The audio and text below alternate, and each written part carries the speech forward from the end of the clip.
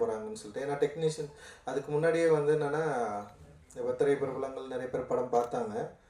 ஆனாலும் பெருசாக எனக்கு நம்பிக்கை இல்லை, பத்திரிகையாளர் பார்க்கணும், அதுக்கப்புறம் நானே இதை பண்ணிடலாம். ஏன்னா இந்த படம் எனக்கு அவ்வளோ பிடிக்கும். எனக்கு எவ்வளோ பிடிக்குமோ அதே மாதிரி என்னுடைய மனைவி அனிதாவுக்கும் ரொம்ப பிடிச்ச படம். அவங்க சொன்னாங்க, இது நம்ம நல்ல படம் எடுத்துருக்குறோம், அதனால் யாரையும் நம்ப வேணாம், நம்மளே இதில் ரிலீஸ் பண்ணலாம் இதை அப்படின்னு சொல்லிட்டு பெரிய உற்சாகமாக ஊக்குவிச்சாங்க. அதனால் என்னுடைய ப்ரொடக்ஷன் டீம் அவங்ககிட்ட எல்லார்கிட்டையும் பேசி நம்மளே இதை ரிலீஸ் பண்ணலாம் அப்படின்னு சொல்கிறப்போ ஒன்றரை வினோத் தான் எனக்கு பெரிய சப்போர்ட்டாக இருந்தார். ஒன்றரை வினோத், அப்புறம் அவர் நிறுவனத்தில் வேலை செஞ்ச பச்சையப்பன், இவங்க தான் டிஸ்ட்ரிபியூஷன் சைடில் வந்து எனக்கு ஹெல்ப் பண்ணாங்க. இந்த படத்தை வந்து தமிழ்நாடு முழுக்க அவங்க தான் விநியோகம் பண்ண ஹெல்ப் பண்ணாங்க. பெரிய சப்போர்ட்டிவாக இருந்தது அவங்களோட உதவி. அதுக்கப்புறம் வந்து படம் எனக்கு ரொம்ப பிடிச்ச படம். அப்புறம் என்னுடைய ஃப்ரெண்ட்ஸுக்கும் எல்லாருக்கும் பிடிச்ச படம். என்னுடைய அசிஸ்டன்ட் டைரக்டர் எல்லாமே பார்த்துருக்காங்க, எல்லாருமே நல்லா இருக்குன்னு சொன்னாங்க. நம்ம பேசுகிறது வந்து என்ன மாதிரியான பிரச்சனை அப்படின்றது ரொம்ப முக்கியமானது. ஏன்னா அட்டகத்தி நான் படம் சினிமா பண்ண வரப்போ வந்து இந்த மாதிரிலாம் படம் எடுத்தால் ஓடாதுன்னு சொன்னாங்க. குறிப்பாக வந்து எனக்கு நல்லா ஞாபகம் இருக்குது, அம்பேத்கர் படத்தை வச்சாலே வந்து மதுரையை பற்றின்னு எரியும்லாம் சொன்னாங்க. அப்புறம் அதை மீறி தான் வந்து இன்றைக்கி வந்து அம்பேத்கர் நான் ஆவேன் அப்படின்னு சொல்லி பேசுகிற வார்த்தை உள்ள ஒரு படம் இன்றைக்கி வந்து தமிழகம் முழுக்க இல்லை, உலகம் முழுக்க பெரிய வரவேற்பு பெற்றிருக்கு. இது ரொம்ப முக்கியமானதாக நான் பார்க்குறேன். ஏன்னா மக்கள் அப்படின்றவங்க வந்து பொதுவாக அவங்க வந்து திறந்த மனதோடு தான் இருக்கிறாங்க. அவங்களுக்கு நம்ம என்ன சொல்லணும் சொல்ல விரும்பணும் அப்படின்றது வந்து நம்முடைய முயற்சி தான். அதை அவங்களுக்கு ஏற்றுக்கிற மாதிரியான மனநிலையில் சொன்னால் டெஃபினட்டாக ஏற்றுப்பாங்கன்றது தான் என்னுடைய அட்டகத்தி. நான் எப்படி பண்ணணும் அந்த டைமில் நான் யோசித்தது அதுதான். ஏன்னா உதிரிப்பூக்களை வெற்றியடை செய்த மக்கள் தான் இவங்க. உதிரிப்பூக்கள் மாதிரியான ஒரு சீரியஸான ஒரு படத்தை கூட வந்து இங்கே மக்கள் வந்து வெற்றியடை வச்சுருக்காங்க. பராசக்தி மாதிரியான படங்களை வெற்றியடை வச்சுருக்காங்க. சமூக ரீதியாகவும் சரி, கலை ரீதியாகவும் சரி, மிக முக்கியமான முன்னெடுப்புகளை வெற்றி பெற வைத்த தமிழக மக்கள் தான். ஏன்னா 16 வயதினிலே ரொம்ப முக்கியமான அது ஒரு மூமெண்ட் மாதிரி. அந்த மாதிரி தான் நானும் சினிமாவை யோசித்து, சினிமா ரசிகர்களை யோசித்து என்னுடைய படங்களை நான் எடுத்துகிட்ருக்கிறேன். அதன் அடிப்படையில் தான் பரியரும் பெருமாளும் எந்த விதமான காம்ப்ரமைஸும் இல்லாமல் நீ என்ன நினைக்கிறியோ அதை எடு, ஆனால் அதுக்கு என்னால் முடிஞ்ச நிதி உதவி தான் அந்த படத்தில் என்னால் பண்ண முடிஞ்சது. அந்தளவுக்கு சுதந்திரமான ஒரு நிதி உதவி இந்த படத்துக்கு கிடைச்சதா அதெல்லாம் எனக்கு தெரியாது. ஏன்னா அவ்வளோ லிமிட்டேஷன் டைரக்டருக்கு இருந்திருக்கும். ஆனால் அதை மீறி புளியங்குளம், கருங்குளம் அந்த மக்களுடைய உதவினால் இந்த படத்தை வந்து ரொம்ப சூப்பராக ஒரு மண் சார்ந்த அவ்வளோ பெயினை சாலிடாக எடுத்து கொடுத்துருக்காரு. அதே நேரத்தில் வந்து இந்த மாதிரியான படங்கள் ஓடும் ஓடாது அப்படின்றத பிம்பத்தையே உடஞ்சிருக்கு இந்த பரியரும் பெருமாள் வெற்றியின் மூலமாக. நிச்சயமாக மக்கள் நலம் சார்ந்த சமூக முரண்களை உடைக்கக்கூடிய, சாதி முரண்களை உடைக்கக்கூடிய, மத முரண்களை உடைக்கக்கூடிய, வர்க்க சுரண்டலை எதிர்த்து பேசக்கூடிய, ஏன்னா சமீபத்தில் வெற்றி அடைந்த மேற்கு தொடர்ச்சி மலை, இந்த மாதிரியான வர்க்க சுரண்டலை உடைக்கக்கூடிய நல்ல கருத்துள்ள படங்களை மக்கள் எப்போதும் திறந்த மனதோடு வரவேற்பாங்க. அந்த திறந்த மனதோடு வரவேற்கிற மக்கள்கிட்ட கொண்டு போய் சேர்க்குற வேலை தான் நம்முடைய முக்கியமான வேலை. ஏன்னா அதுக்கு நடுவில் இருக்கிற சில பேர் தான் இந்த படம் ஓடும் ஓடாதுன்னு தீர்மானிப்பாங்க. ஏன்னா அந்த மாதிரியான சூழல் இந்த படத்துக்கும் வந்தது. ஆனால் என்னுடைய நம்பிக்கை என்னன்னா, மக்கள் டெஃபினட்டாக இந்த படத்தை ஏற்றுப்பாங்க, அக்செப்ட் பண்ணிப்பாங்கன்னு சொல்லிட்டு நான் நம்பினேன்.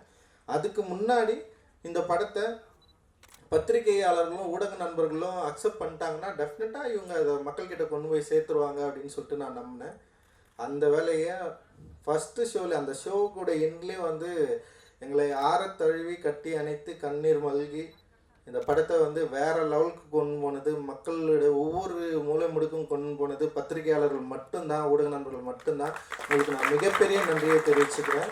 ஏன்னா இப்போ விமர்சனம் ரீதியாகவும் எதிர்கொள்வதற்கும் அதே நேரத்தில் மக்கள்கிட்ட கொண்டு போய் சேர்க்கறதுக்கும் வந்து உங்களுடைய தயவு வந்து நிச்சயமாக இந்த மாதிரியான படங்களுக்கு வந்து தேவைப்படுது.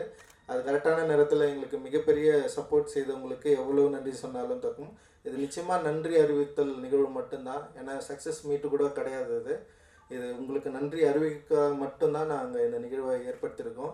ரெகுலரான ஒரு சினிமா ஃபார்மில் திரும்ப போய் மாட்டிக்காமல் வேறு என்ன மாதிரியான சினிமாலாம் எடுக்கலாம் அப்படின்ற முயற்சிக்கு வந்து இந்த வெற்றி மிகப்பெரிய ஒரு ஊக்கத்தை தருது அப்படின்னு நான் நினைக்கிறேன்.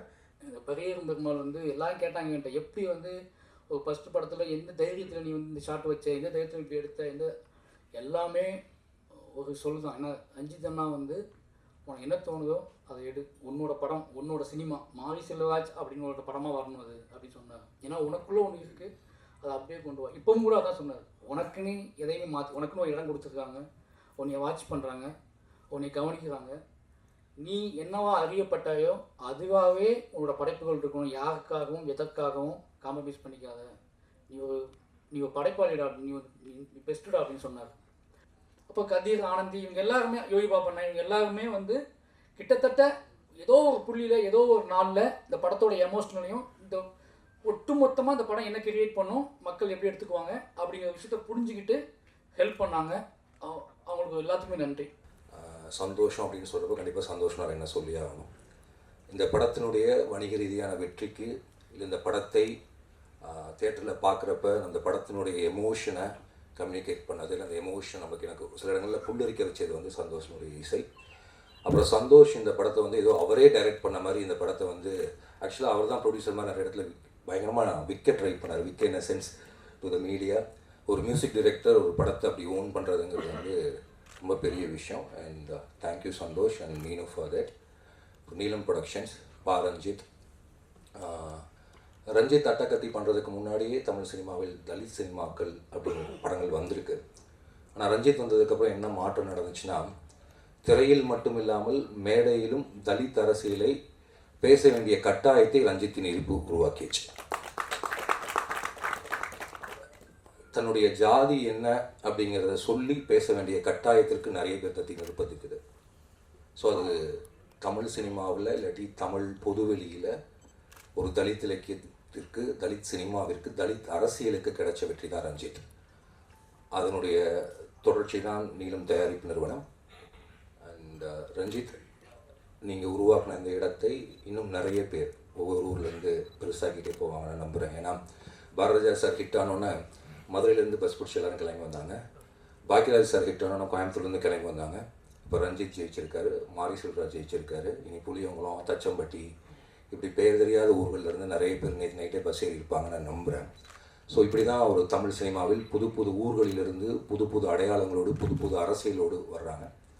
அதில் மாரி செல்வராஜ் அண்ட் ஒரு கிட்டத்தட்ட 2006 அவனுக்கு முடி கொட்டுறதுக்கு முன்னாடி, எனக்கு தாடி நரைக்கிறதுக்கு முன்னாடி இருந்து தொடங்குச்சு. ஒரு 10 வருடங்கள். 10 வருடங்களில் வந்து அவன் நிறைய பட்டிருக்கானா இன் சென்ஸ் பொருளாதார ரீதியாக, அப்புறம் காத்திருப்பினுடைய வழி, திருமணம், இதற்கு நடுவில் நிறைய நல்ல மனிதர்களை சம்பாதிச்சான். அதனுடைய நீட்சியாக இந்த படம் வந்துச்சு. அவனுடைய அரசியல் கூர்மைக்கும் அனுபவத்திற்கும் இந்த படம் ஒரு உதாரணம். நான் எப்படி நம்புகிறேன்னா, பரியேறும் பெருமாள் மாரி செல்வராஜை இன்னும் அரசியல் கூர்மை தெளிவுடைய ஒருவனாக, இன்னும் அன்பான ஒருவனாக, இன்னும் கனிவான ஒருவனாக, இன்னும் மேன்மையான ஒருவனாக மாற்றும் நான் நம்புகிறேன். ஏன்னா ஒரு படைப்பு மற்றவர்களுக்கு என்ன செய்வதோ இல்லையோ கண்டிப்பாக ஒரு படைப்பாளியை உயர்த்தும். மாரி செல்வராஜ் என்கிற மனிதன் அடுத்த படத்தில் இல்லாட்டி அவனுடைய வாழ்க்கையில் இன்னும் கனிவோடும் நேர்த்தியோடும் இருப்பான் அப்படின்னு நான் நினைக்கிறேன். பரியேறும் பெருமாள் உன்னுடைய வெற்றி எப்படிப்பட்ட சந்தோஷத்தை குறிச்சிருக்குன்னா, தமிழ் சமூகத்தினுடைய பெரும்பான்மை ஜாதியை விட்டு வெளியே வர வேண்டும் என்று நினைக்கிறது, குறைந்தபட்சம் நினைக்க தொடங்கி இருக்கிறதுங்கிறத பரியேறும் பெருமாள் பதிவு செஞ்சிருக்கு. அது தமிழகம்ங்கிறது வந்து ஒரு liberal state, leftist movement, DK movement, Ambedkar movement, மித்த இந்தியாவினுடைய மற்ற எந்த மாநிலத்தின் விடவும் தமிழ்நாடு ஒரு லிபரல் ஸ்டேட்டாக இருக்குது, ரைட் விங் பாலிடிக்ஸ்க்கு எதிராக இருக்குது அப்படிங்கிறதுக்கு பரியேறும் பெருமாள் வெற்றி ஒரு முழு உதாரணம். அந்த விதத்தில் ரொம்ப சந்தோஷம். அப்புறம் மாரி செல்வராஜ் எனக்கும் சொல்கிறதா எல்லோரும் சொன்னாங்க, ஒரு ஃபாதர் அண்ட் சன் அப்படி சொல்கிறது மூலிமா அது அப்படி ஆகிடாது. பட் சில விஷயங்களை எக்ஸ்பிரஸ் பண்ண முடியாதுன்னு நினைக்கிறேன். எஸ்தோனியாவில் ஒரு கவிதை உண்டு, 1940 எழுதின ஒரு கவிதை. ஒரு அப்பாவும் பையனும் ஒரு அந்தி சாயிற நேரத்தில் அவங்க வீட்டை நோக்கி திரும்பி நடந்து வந்துட்டுருக்காங்க. மேற்கு வானத்தில் ஒரு நிலா வந்துடுச்சு. அப்போ அந்த அப்பா வந்து அந்த நிலாவை காட்டி அதை கும்பிட்டுக்கூடா, அதை எப்படி கும்பிடணும்னு சொல்லி கொடுக்குறாரு. ஏன்னா அவங்க ஒரு பழங்குடியினம், அவங்களுக்கு நிலாவை வணங்குதல் என்பது மரபு. அப்போ அந்த பையன் கேட்குறான், அந்த நிலாவுக்கு பக்கத்தில் ஒரு நட்சத்திரம் இருக்கே, அதை என்ன பண்ணுறது? அப்பா சொல்கிறார், நிலாவுக்கு பக்கத்தில் இருக்க நட்சத்திரம் வந்து அதனுடைய சேவகண்டா அப்படின்னு சொல்கிறார். இப்போ நடந்து அவங்க வீட்டுக்கிட்ட வரப்போ அந்த பையன் கேட்குறான், இப்போ நம்ம ஒரு இடத்துக்கு போயிட்டு வர்றோமே, அவ்வளோ தூரம் தானே நிலாவை போய் சேர்றதுக்கும் இருக்கும் அப்படின்னு சொல்லி. ஏன்னா எஸ்தோனியாவில் அன்றைக்கி நடந்து போகிறதுங்கிறது 1900 இப்போவே அப்படி தான் இருக்கும். 1940 ஒரு இடத்துலேருந்து ஒரு இடத்துக்கு நடந்து வரது 4 மணி நேரம் 6 மணி நேரம். இப்படி தான் மாரி செல்வராஜ் என்கிட்ட வந்தப்போ நான் அவனை டார்ச்சர் தான் பண்ணேன். அப்படிலாம் போயிட முடியாதுல்ல, டெய்லி 10 கிலோமீட்டர் நடக்கணும், அப்படி 100 வருஷம் நடந்தேன்னா நீ போய் செய்யலாம், புக்கு படி, எழுது, இதை பண்ணு, அதை பண்ணு, இந்த ஸ்கிரிப்ட் வேணாம், இன்னொரு ஸ்கிரிப்ட் பண்ணு.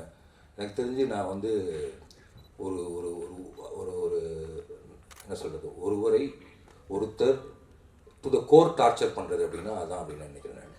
I never get satisfied. இப்போவும் பரியேறும் பெருமாளை விட அடுத்த படம் பெருசாக வரணும் தான் நான் நினைக்கிறேன்.